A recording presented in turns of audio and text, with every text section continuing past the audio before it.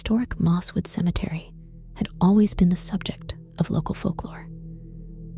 As a child, I heard tales of spectral figures, eerie lights, and faint lullabies drifting from its age-old tombstones.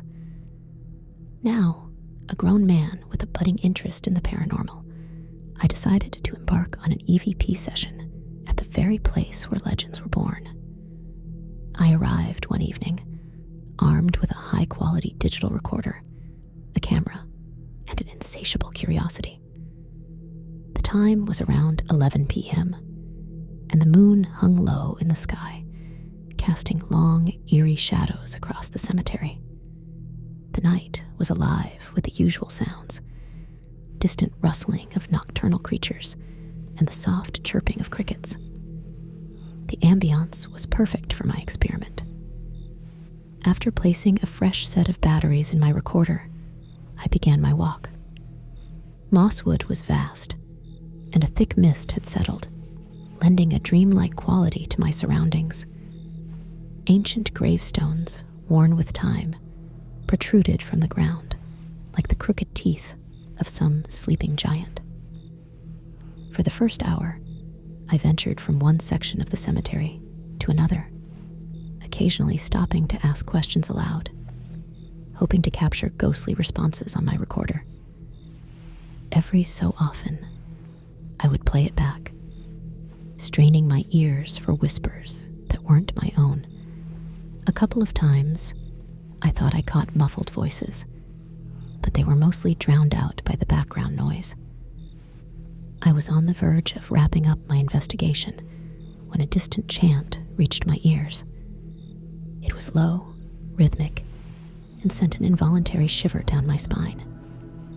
Drawn to the source of the sound, I stealthily followed it. As the chanting grew louder, the ambience became thick with tension. Soon, I came across an old mausoleum surrounded by 7 hooded figures. They were arranged in a circle, each holding a lit black candle. At the center of their formation was an altar with symbols I couldn't recognize, and a large pentagram drawn in what appeared to be blood. Curiosity turned to sheer terror when I realized they weren't just chanting. They were invoking something. The language was foreign, possibly ancient. Their collective voices rose in fervor, creating an atmosphere so palpable it felt like I was walking through a dense, electrified cloud. Suddenly, the ground beneath my feet betrayed me. A small branch snapped, echoing loudly in the quiet of the night. All chanting ceased immediately. The hooded figures turned in unison towards the sound, towards me. Their faces were hidden, but I could feel their eyes burning into my soul. Panic took over, and without a second thought, I turned and ran. The hooded figures gave chase. Their footsteps synchronized. They seemed to glide rather than run. My heart pounded loudly in my ears, and the cold air stung my lungs. I could hear them closing in, their eerie chants now replaced with a haunting hum that sent tremors down my spine. I darted behind tombstones, trying to lose them amongst the ancient graves, but they moved with an otherworldly speed and determination. As I neared the cemetery's exit, I stumbled upon a freshly dug grave. Without hesitating, I plunged in, covering myself with the soft, damp earth. The scent of the soil filled my nostrils, and I fought hard to control my breathing. The hum of the pursuers grew closer. Through the tiniest gap in my earthen cover, I could see the dim lights of their candles. They moved methodically, searching for me. Time seemed to slow as I lay there, my entire body trembling with fear. After what felt like hours, the hum gradually faded. I mustered the courage to peek out. The graveyard was once again bathed in the pale moonlight, the mist rolling over its grounds like silent waves. The devil worshippers were nowhere in sight. I slowly emerged, my clothes stained with mud, and my body aching from the cold and fear.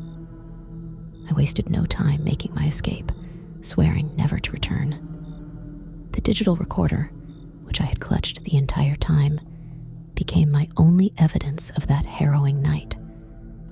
Once safely at home, I played back the audio. Amidst the sounds of my panicked breathing and pounding heart, the chilling chants of the hooded figures were clear. But what truly unnerved me was a voice, deep and raspy, whispering my name towards the end. It was a voice I didn't recognize, a voice that wasn't present at the graveyard, a voice that seemed to be warning or beckoning me. I shared my experience with a few close friends. Many dismissed it as an elaborate prank or a misinterpretation of a benign event. But I know what I witnessed that night. Mosswood Cemetery had revealed its dark secret to me, and I had been lucky to escape with my life. To this day, I steer clear of Mosswood and urge others to do the same. For in its silent graves and ancient tombs lies a mystery that's best left undisturbed. The curious might venture in, but what waits in the shadows is far from the legends we grew up with. Thank you for listening to Storyteller's Realm of Fear. I hope this tale has sent shivers down your spine and made you question the mysteries that lurk in the darkness. In these uncertain times, it's crucial to stay safe and vigilant, especially during the night walks that beckon curiosity. If you hunger for more spine-tingling stories and wish to explore the depths of fear with me, please consider subscribing to Storyteller's Realm of Fear. We have many more tales of terror waiting in the shadows, ready to be unleashed upon your eager ears. Until then, may your nights be peaceful, your dreams undisturbed, and your footsteps cautious when venturing into the unknown. Fear, after all, is a doorway to a world of mysteries best approached with caution. Good night, dear listeners, and remember to stay safe.